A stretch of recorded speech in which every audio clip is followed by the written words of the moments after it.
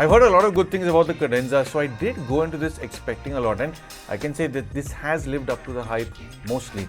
Thank you to the guys at Headphone Zone for making this review possible by sending me this demo unit. All thoughts and opinions are my own, so let's jump straight into how these are built.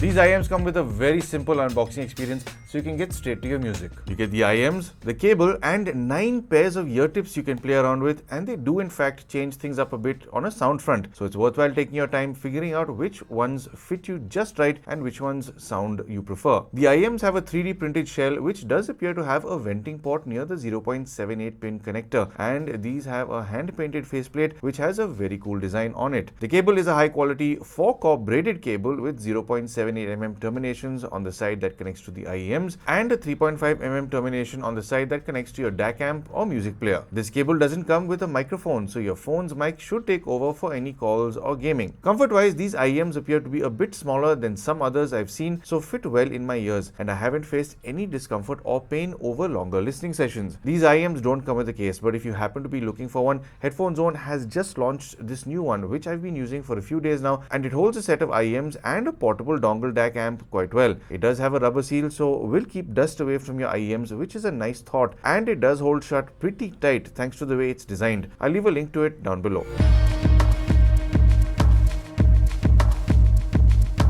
These come with 10mm beryllium dynamic drivers, have a frequency response of 20 Hz all the way up to 20,000 Hz, and have a very easy to drive low resistance of just 32 ohms.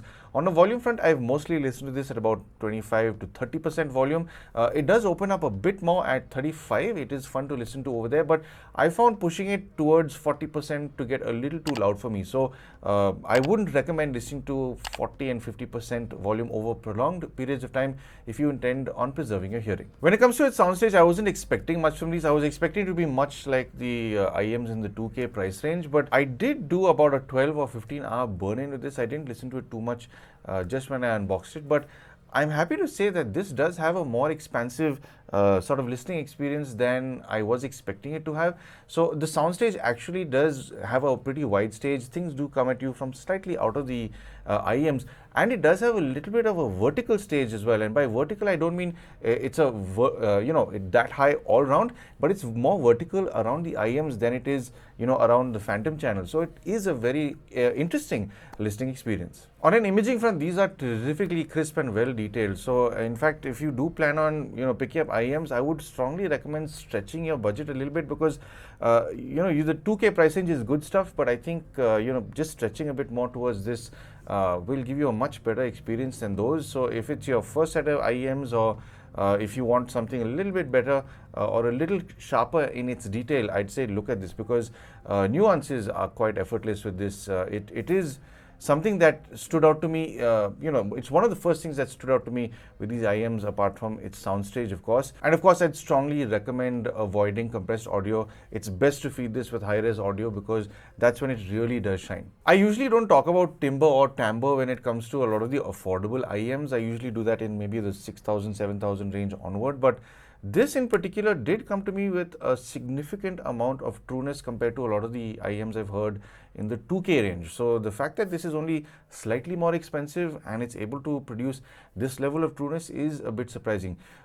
Things like acoustic instruments, the overall tonality, the trueness of delivery is quite impressive with this. Now, no doubt, this cannot be compared to a lot more higher end products, but the fact that this, in fact, is able to give the level of trueness it does with acoustic and vocal delivery is quite commendable. I quite like how the highs have been tuned, because it stays away from being assertive. It's got more of a relaxed presentation while being poised, so is always a calm sounding set of IEMs in this range. The combination of having very good imaging with this tuning makes this an absolute joy to listen to, whether you're listening to heavy electronic dance music, metal, or even acoustic or classical music. Percussive instruments or even the whispers you hear from a wind instrument come through with respectable detail. Listening to the Danish National Symphony Orchestra perform shallow triangles and chimes chimes being struck have an elegant presentation in this range. It's a nice refresh hearing well-tuned highs instead of this range being tweaked aggressively. There is impressive detail and shimmer in this range, ensuring you don't miss any nuance in your music. Mid-frequencies do have a distance in their overall presentation, which can give you a sense of a little more dimension with these IEMs. The lower mid-range is certainly recessed compared to the highs, but what can seem to be a little more prominent is the upper mid-range. So these IEMs tempt sibilance a lot since they're tiptoeing on the edge of it. If your tracks are well recorded and mixed and in high-res audio, you should be good to go. But if you're listening to some modern pop music, your ears won't be thanking you much. With good audio though, these have good separation between instruments and vocals, which I've come to expect from IEMs even in a more affordable price range. Listening to Josh Totofi perform his soul-stirring rendition of Never Never Never, the instruments and his vocals come through as completely separate entities. The piano in the background really does stand on its own ground and carries a trueness in its tonality, and Josh's voice does carry on to you with a good sense of emotion. But part of me does wish his vocals were a little more rounded. There is a slight sense of depth missing in the lower mid region. The lower frequencies can change in size when it comes to their presentation depending on the ear tips you listen to. So I would strongly recommend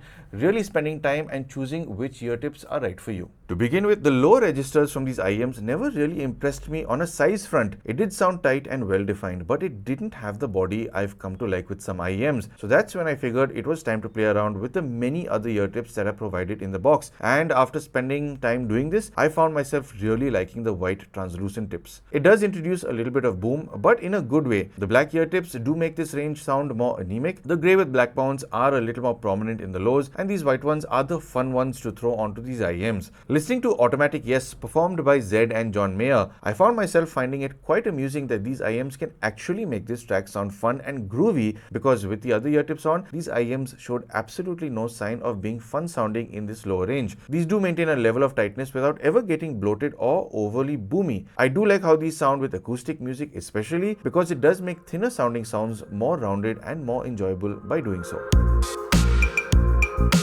So to sum up, I do like how these IEMs are built. It's a very neatly sort of 3D printed little case. It is pretty small and compact, so comfort wise I've not had any issues with it. I was surprised to see that little venting port on the top, and I said, you know, it may not do much, but it does contribute a lot towards its overall soundstage. But I also do like the faceplate, the design. I think each IEM is going to be different because it is hand painted, of course, which is quite cool.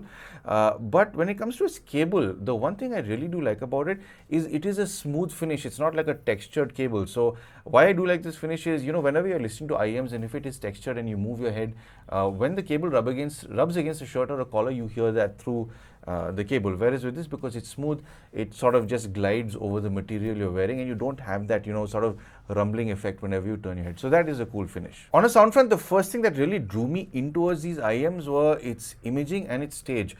Most other IEMs, I'm not saying that they're bad in what they do, but this one in particular is very clean. So much so, they've not, you know, tweaked the highs to hell and high water where it's just, you know, accentuated highs and people think it's well detailed. No, this is actually very well detailed, and just based on its overall detailed recovery, I'll say honestly, if you're looking at something in the 2K price range, save a little bit more and go for these, because I mean, I've not done any A/B testing with this and any IEMs in the 2K price range, but honestly, there's a subtlety in how it delivers detail. It has the definition without being aggressive. It is a lot more natural sounding than a lot of IEMs I've heard in the 2K range. And like I mentioned, timbre also in these is timbre, whatever you want to call it.